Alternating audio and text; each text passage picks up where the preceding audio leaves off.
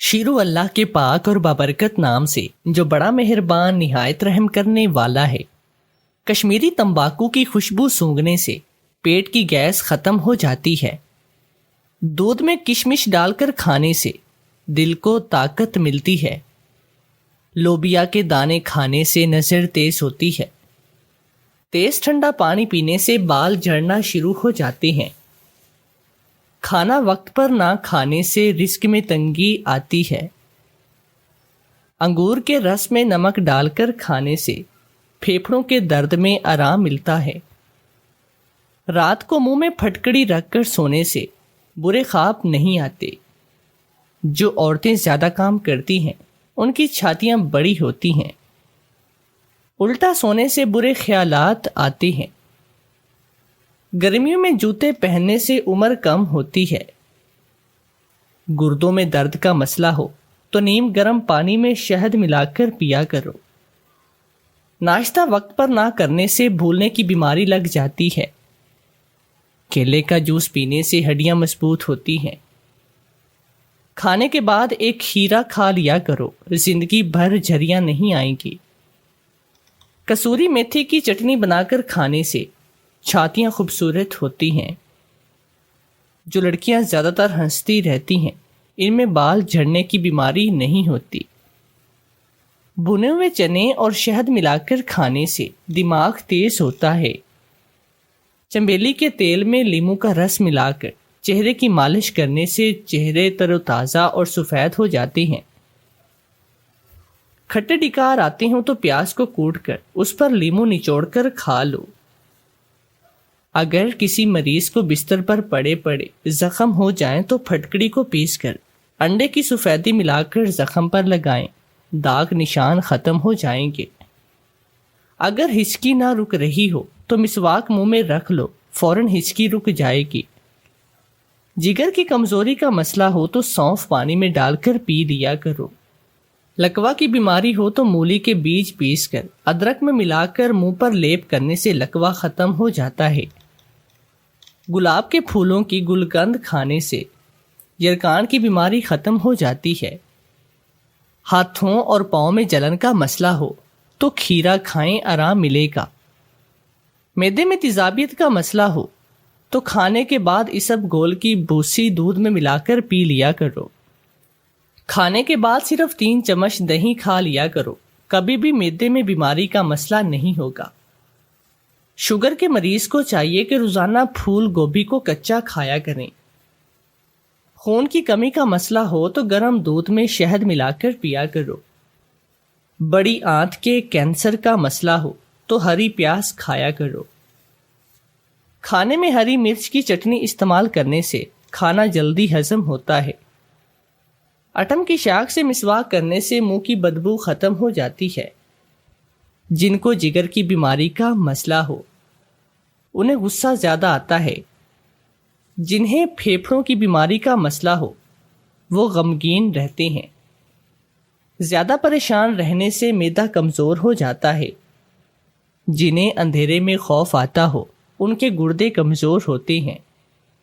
جو لوگ زیادہ تر ہنستے رہتے ہوں انہیں کبھی ذہنی ٹینشن کا مسئلہ نہیں ہوتا۔ گرما کھانے کے فوائد۔ یہ موسم گرما کا ایک مزیدار پھل ہے۔ یہ بہت سے صحت کے فوائد فراہم کرتا ہے۔ بینائی کو بہتر بناتا ہے۔ روزانہ گرما کھانے سے آپ کی بینائی بہتر ہو سکتی ہے۔ کینٹالوپ میں موجود وٹامن سی اور کیروٹینائڈز دیکھنے کی صلاحیت کو بہتر بناتے ہیں اور موتیا بند اور میکولر انحطاط کے خطرے کو کم کرتی ہیں۔ آنکھ کی بیماری جو بینائی کی کمی کا باعث بنتی ہے۔ جسمانی فلوئڈ اور الیکٹرائٹس کی متوازن کرتا ہے۔ کینٹالوپ پانی اور الیکٹرولائٹ سے بھرپور ہوتے ہیں۔ یہ جسم میں مناسب پانی اور الیکٹرولائٹ کی سطح کو برقرار رکھنے میں مدد دیتا ہے۔ یہ ذیابیطس کو کنٹرول کرتا ہے۔ کینٹالوپس کا کم گلائسیمک اسکور 4 ہے۔ کم گلائسیمک کا مطلب ہے کہ آپ کا جسم اسے آہستہ آہستہ ہضم کرتا ہے اور بلڈ شوگر کو بڑھنے سے روکتا ہے۔ اسی طرح یہ ذیابیطس کے ساتھ لوگوں کے لیے بہت اچھا ہوتا ہے۔ یہ پانی کی کمی کو کم کرتا ہے۔ کینٹالوپس میں 90% پانی ہوتا ہے۔ پانی کی زیادہ مقدار گرمیوں میں پانی کی کمی کو روک سکتی ہے۔ اسی طرح گرمیوں میں کینٹالوپ کا ایک پیالہ کھانے سے ضائع ہونے والے فلوئڈ کی کمی پوری ہو جاتی ہے۔ بلڈ پریشر کو کنٹرول کرتا ہے۔ کینٹالوپس پوٹاشیم سے بھرے ہوتے ہیں۔ پوٹاشیم خون کی نالیوں کو آرام دینے اور بلڈ پریشر کو کم کرنے میں مدد کرتا ہے۔ یہ قبض کو دور کرتا ہے۔ آنتوں کی حرکت اور ہاضمے کی صحت کو بڑھانے کے لیے غذائی ریشے کی اعلیٰ سطح بہت ضروری ہوتی ہے۔ فائبر پاخانہ کو بڑھاتا ہے اور آپ کی آنتوں کی حرکت کو باقاعدگی پر لے کر آتا ہے۔ کینٹالوپ مرکبات سے بھرا ہوا ہوتا ہے جسے فائٹو نیوٹرینٹس کہتے ہیں۔ فائٹو نیوٹرینٹس قوت مدافعت کو بڑھاتے ہیں اور بیماریوں سے لڑنے میں مدد دیتے ہیں۔ یہ مرکبات سوزش کو بڑھنے نہیں دیتے۔ وٹامن اے قوت مدافعت اور سفید خون کے خلیوں کی پیداوار کو بڑھاتا ہے۔ جنین کی نشو و نما میں مددگار ثابت ہوتا ہے۔ کینٹالوپ میں موجود فولیٹ حمل کے دوران انتہائی ضروری اجزاء میں سے ایک اجزاء ہے کیونکہ یہ بچوں میں نیورل ٹیوب کی خرابیوں کو روکتا ہے۔ یہ ایک طاقتور اینٹی کینسر کے طور پر کام کرتا ہے۔ مطالعات سے پتہ چلتا ہے کہ فولیٹ کینسر کی روک تھام میں اہم کردار ادا کرتا ہے۔ جب کینسر کے ابتدائی مراحل میں استعمال کیا جائے تو فولیٹ مفید ثابت ہوتا ہے۔ تاہم جب کینسر کے آخری مراحل میں لیا جائے تو فولیٹ کینسر بنانے والے خلیوں کو نہ بڑھنے میں مدد کر سکتا ہے۔ جلد کو غذائیت فراہم کرتا ہے اور بالوں کے جھڑنے کو کم کرتا ہے۔ کینٹالوپ میں موجود وٹامنز جلد کی پرورش کرتے ہیں اور جلد کو نقصان دہ زہریلے مادوں سے بچاتے ہیں۔ یہ معدنیات اور وٹامنز بالوں کی نشو و نما کو بڑھاتے ہیں اور ساتھ ہی بالوں کو گرنے میں بھی کم مدد دیتے ہیں۔ اس کے علاوہ گرما کے درج ذیل فوائد ہیں۔ گینٹھیا کو بڑھنے کو سست کرتا ہے۔ دمے کے خطرے کو کم کرتا ہے۔ گرما فروٹس موسم گرما کی دعوت ہے۔ زیادہ تر گروسری اسٹور نہیں انہیں ہر سال مئی اور اگست میں سے صرف 2 ماہ کے لیے فروخت کرتے ہیں۔ کچھ بازار میں انہیں سال بھر پیش کرتے ہیں لیکن زیادہ تر میں بہت ہی قسم نہیں ہوتی۔ اگر آپ گرما پھل سردیوں یا موسم بہار کے شروع میں خریدتے ہیں تو عام طور پر ابھی تک کافی پکے نہیں ہوتے اور اسی وجہ سے زیادہ میٹھے یا مزیدار نہیں ہوتے۔ یہ ایک بھرپور نظر آنے والا پھل ہے جسے گارنش کے طور پر سلاد میں یا اسے ہی کھایا جا سکتا ہے۔ اس کے غذائی فوائد اور رسیلی مٹھاس سے لطف اندوز ہونے کے لیے اس کا استعمال ضروری ہے۔ تو دوستو اب چلتے ہیں آج کی کہانی کی جانب۔ میں تھی تو بانجھ مگر شوہر کے سامنے ناٹک کیا کہ میں حاملہ ہو گئی اور پھر پورے 9 ماہ کے بعد میں نے ہسپتال سے بچہ چرا لیا کیونکہ وہ لاوارث تھا جس کے پیروں پر ایک خط پڑا تھا کہ یہ میری ایک غلطی سے پیدا ہوا، مگر بھول کر بھی اس بچے کو کوئی بھی عورت اپنے ساتھ نہ سلائے۔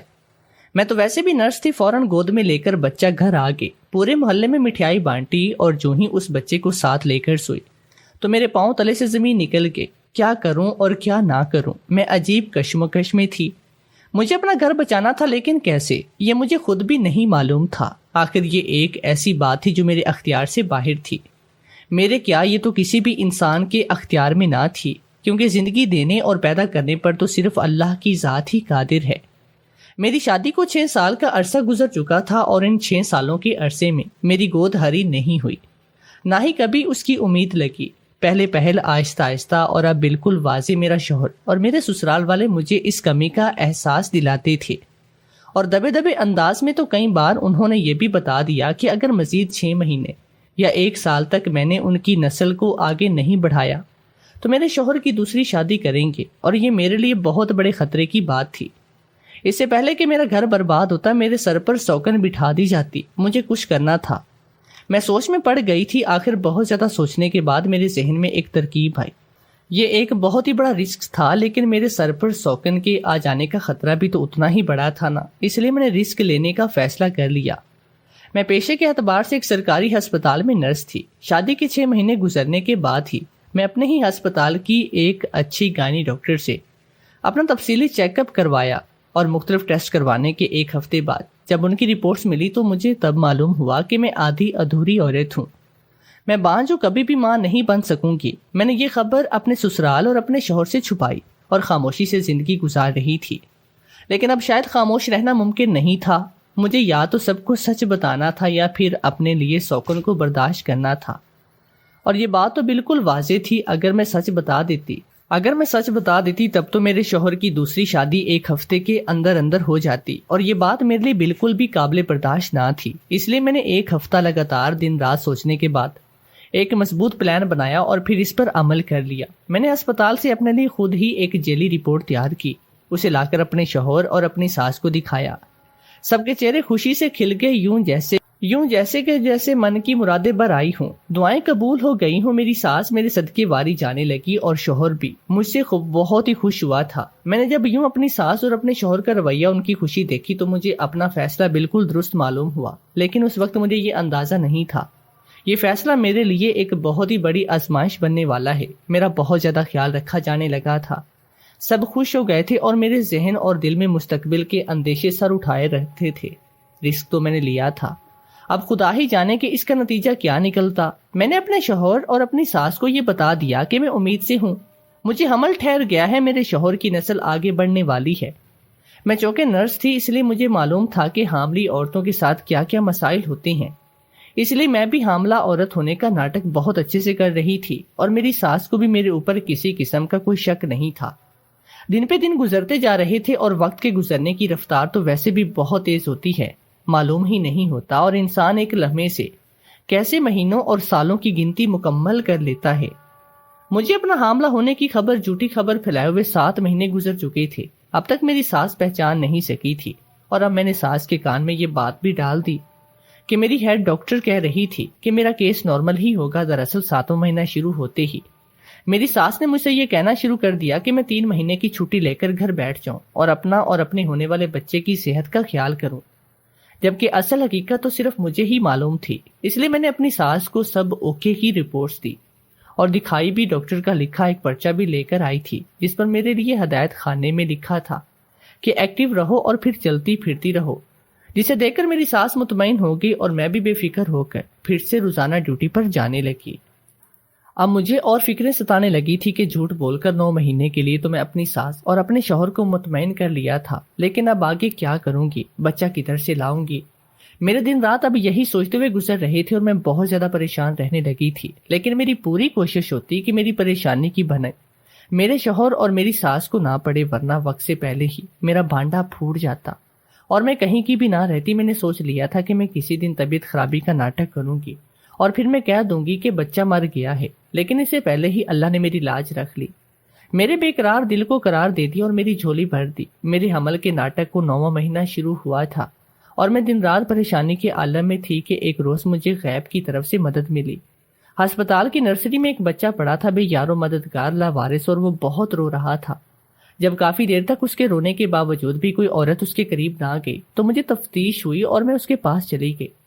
بچہ بہت ہی خوبصورت تھا اور آنکھیں بند کیے بس روئے جا رہا تھا، شاید اسے بھوک لگی تھی۔ میں نے جھک کر بچے کو اٹھایا تو میری نظر بچے کے جھولے میں رکھے خط پر پڑی۔ میں نے فوراً سے پہلے اس کاغذ کو پکڑا اور کھول کر پڑھنے لگی۔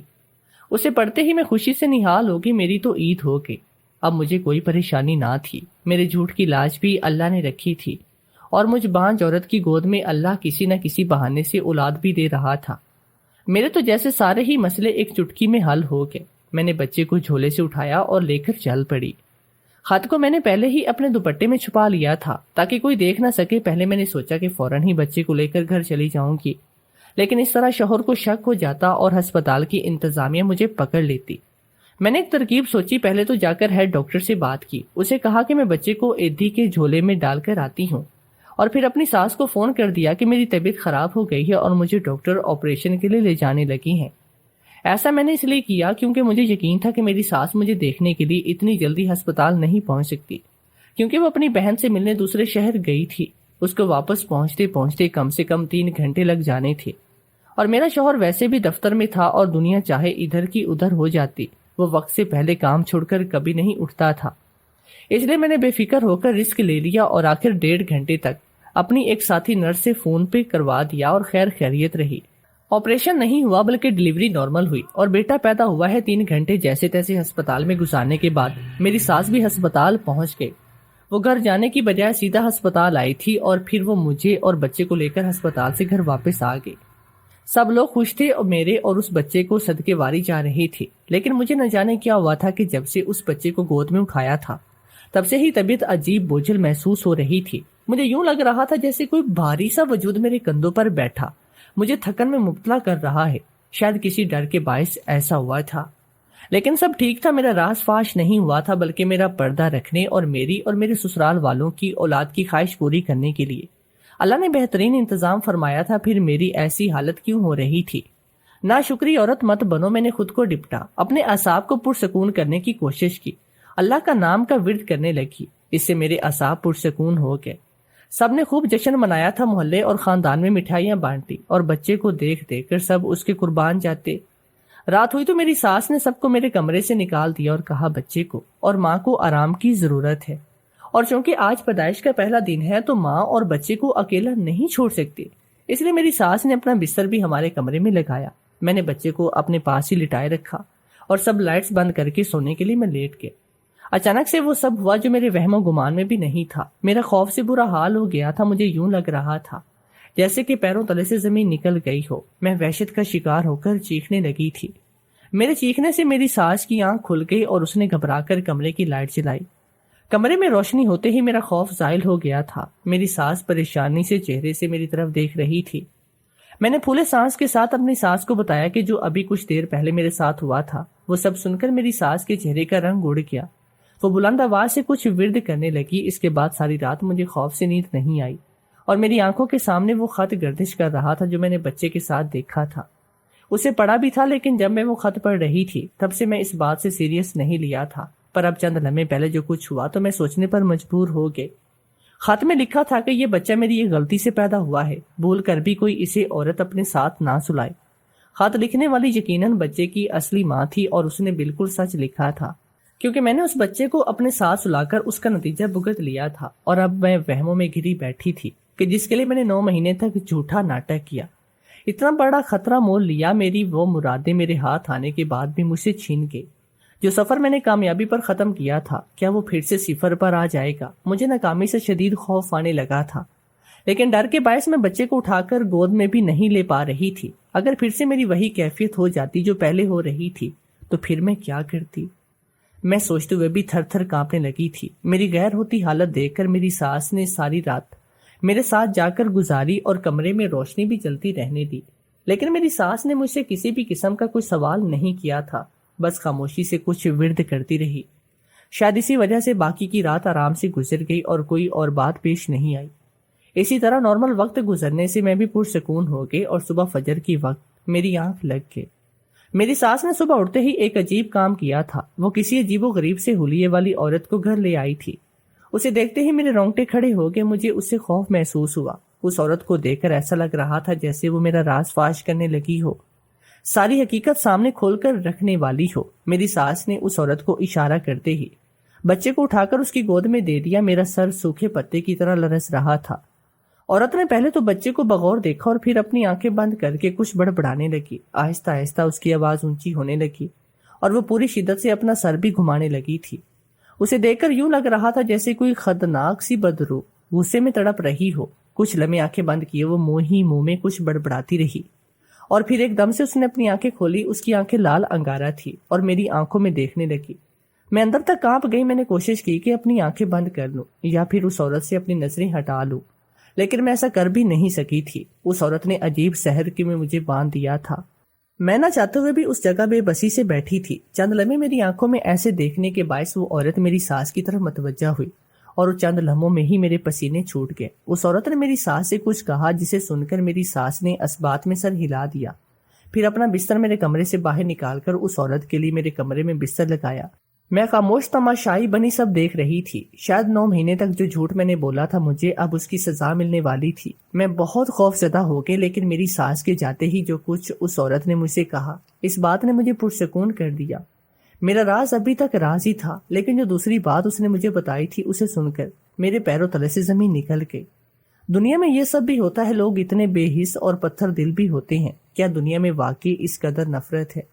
اور لوگ اتنی نفرتیں بھی پالتے ہیں۔ میں حیرت زدہ تھی اور بار بار اس معصوم بچے کا چہرہ دیکھتی تھی، میں جو کسی اور کا نہیں بلکہ اس دنیا کے لوگوں کا نفرت کا شکار ہونے والا تھا، وہ بھی اس نوزائیدگی کے ساتھ۔ مجھے اس بوڑھی عورت نے کافی حوصلہ اور تسلی دی، میری پیٹھ تھپکی تھی اور اس کا رویہ دیکھ کر میرا خوف زائل ہو گیا تھا۔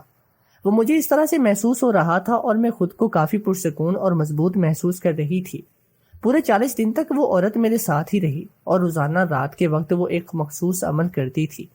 اس عمل کی مدت 40 دن کی تھی، پھر اس کے بعد سب کچھ ٹھیک ہو جاتا، زندگی ایک معمول پر آ جاتی۔ 40 روز کے بعد وہ عورت چلی گئی. اس نے نذرانے کے پیسے بھی میری ساس سے نہیں لیے تھے، لیکن جاتے وقت وہ مجھے ضرور کہہ کر گئی کہ بے شک تیری اپنی غرض بھی تھی، لیکن پھر بھی لاوارث بچے کو اٹھانا تمہاری نیکی ہے، اور یہ بچہ بہت ہی نیک بخت ہوگا. تیرے اور تیرے شوہر کے لیے بس ساری زندگی اپنی نیکی کو راضی رکھنا. یہ کہہ کر وہ عورت چلی گئی. اس کی بات سچ ثابت ہو رہی تھی. ہر گزرتے دن کے ساتھ ہمارے حالات بدلتے جا رہے تھے، اور یہ اس بچے کا ہی وقت تھا جو ہم سب کو بھاگ لگا رہا تھا. سب کی آنکھ کا تارا میرا بیٹا شہزاد تھا.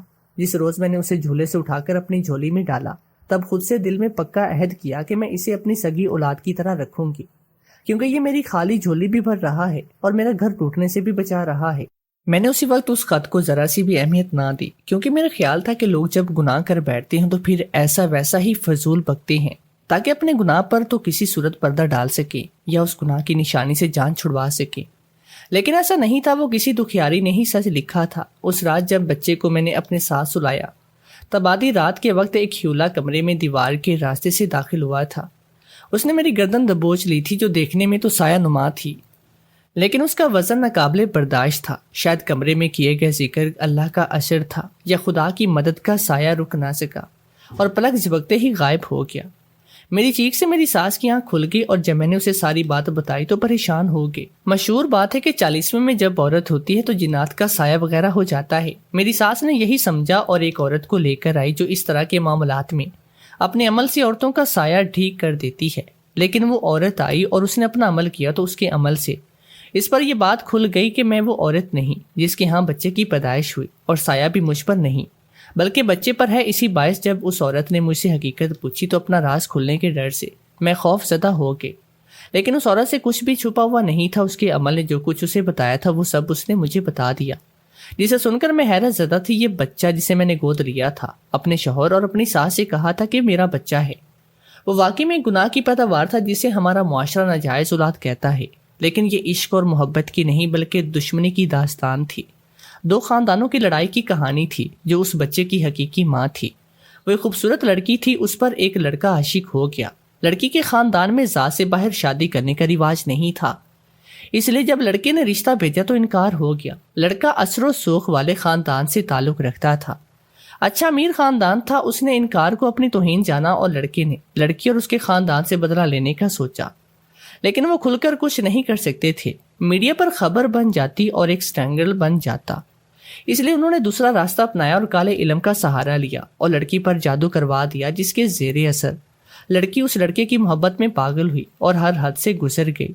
لڑکے کا مقصد تو صرف بدلہ لینا تھا، اس لیے جب اس کا مقصد پورا ہوا اس نے لڑکی کا استعمال کیا، پھر اسے چھوڑ دیا. لڑکی دنیا بھر میں بدنام ہو چکی تھی اور کہیں منہ دکھانے کے قابل نہ رہی. خاندان والے بھی دشمن ہو گئے اور لڑکی سے قطع تعلق کر لیا. ایک طرف محبت میں دھوکہ، دوسری طرف گھر والوں کا غصہ. ساتھ ہی ساتھ لڑکی کو معلوم ہوا کہ وہ امید سے بھی ہے. دوسری طرف لڑکی پر جو کالا جادو کیا گیا اس کے اثرات بھی لڑکی پر تھے. سخت خوف اور کم پرسی کی حالت میں اس لڑکی نے وقت گزارا اور بچے کی پیدائش کے وقت خود انتقال کر گئے. گھر والوں نے لڑکی کی میت کو ایدھی کے حوالے کیا اور بچے کو ہسپتال میں ہی چھوڑ کر چلے گئے. وہ کالا علم جو لڑکی پر کیا گیا تھا اس کا اثر حمل کے دوران بچے پر بھی ہو گیا تھا، اور بچہ بھی اب کالی اور شیطانی طاقتوں کے نشانے پر تھا. اس لیے وہ سایہ اور اعصاب کے بوجھل ہونے کی شکایت مجھے بھی اس بچے کی گود میں اٹھانے کے بعد محسوس ہوئی. کالے علم کا نشان ہم نہیں بنتے، اس لیے ہمیں کوئی نقصان نہیں ہوا، لیکن بچے کی جان تحال خطرے میں تھی. اس کے لیے اس عورت نے عمل کا توڑ کرنے کے لیے عمل کرنا شروع کیا، اور 40 دن کے تھکا دینے والے عمل کے بعد اس کا توڑ اس عورت نے کر ہی لیا تھا. اس کے ساتھ ساتھ اس نے یہ بات میرے شوہر اور میرے سسر سے چھپائی رکھی. اس پر میں اس عورت کی شکر گزار بھی تھی. معلوم نہیں اتنا اندھیرا پھیلانے والوں اور ایک جیتی جاگتی خوبصورت سی لڑکی کی زندگی برباد کرنے والوں کا انجام کیا ہوا. میں ہمیشہ سوچتی تھی کہ ایک روز اچانک سے جب اس واقعے کو گزرے ہوئے 3 سال گزر چکے تھے، تب وہی بوڑھی عورت جو میری محسن تھی وہ آئی. اس دن وہ بہت خوش تھی. اس نے مجھے ہنستے ہوئے کہا، اجڑ گئے، برباد ہو گئے، تیرے بچے کے دشمن رل گئے. اس کی ماں کا انتقام قدرت نے ان سے لیا تھا، اور ہنستی ہوئی واپس چلی گئی. مجھے یقین ہے کہ اس عورت نے بالکل ٹھیک کہا تھا. قدرت کا بھی قانون ہے نا کہ نیک کام کرنے والوں کو نیک صلہ ملتا ہے اور برے کام کرنے والوں کو آخر کار اپنی برائی کے گڑھے میں گر جاتے ہیں. لیکن کہیں نہ کہیں قدرت مہربان بھی تو ہوتی ہے. جیسا کہ قدرت میرے اوپر مہربان تھی، میں نے بھی بس بغیر سوچے سمجھے ایک جھوٹ بولا تھا. لیکن میری بے چینی دیکھ کر، میری نیت کا خلوص دیکھ کر اللہ نے میرے لیے راستے کھول دیے اور ہر طرح سے میری جھولی بھر دی۔ بے شک میرا رب بہت مہربان تھا، اور اگر میں اپنی چلتی ہر سانس کے بدلے شکر ادا کرتی تو اس کریم ذات کا شکر ادا کرنے کا حق نہ ہوتا۔